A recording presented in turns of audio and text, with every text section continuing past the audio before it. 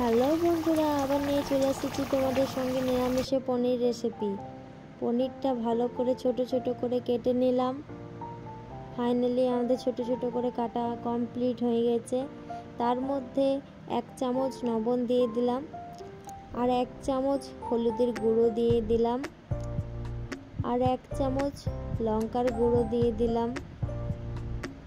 ওইগুলোকে সব ভালো করে মিক্স করে নেবে, হাতে করে ভালো করে মিক্স করে। ফাইনালি আমাদের মিক্স করা হয়ে গিয়েছে। পরিমাণ মতন তেল দিয়ে দিলাম।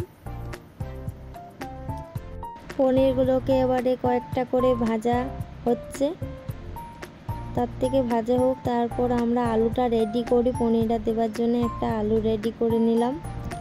পনিরটা ভাজা হচ্ছে। ফাইনালি আমাদের মশলাটাও আমরা রেডি করে নিই। লঙ্কা, আদা, টমেটো, জিরে, গোলকি, ধনে, গরম মশলা পেস্ট করে নিলাম।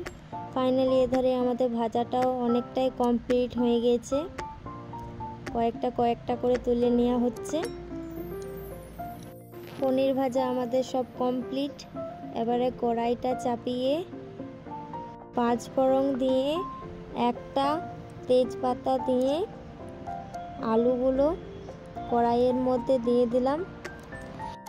আলুগুলোকে ভালো করে লাল লাল করে ভেজে নেব লো আঁচে। 1 চামচ লবণ দিয়ে দিলাম, 1 চামচ হলুদ গুঁড়ো দিয়ে দিলাম। হলুদ গুঁড়ো দিয়ে ভালো করে নেড়ে নিচ্ছি। ফাইনালি আমাদের ভাজা কমপ্লিট হয়ে গেছে। পেস্ট রাখা মশলা দিয়ে দিলাম। মশলাটা ভালো করে কষে নিয়েছি।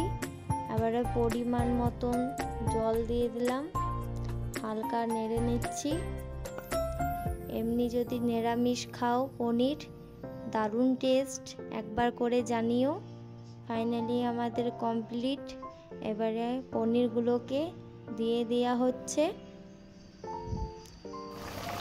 দেখে নাও, কার কার এমনি পনির রেসিপি ভালো লাগে প্লিজ কমেন্ট করো।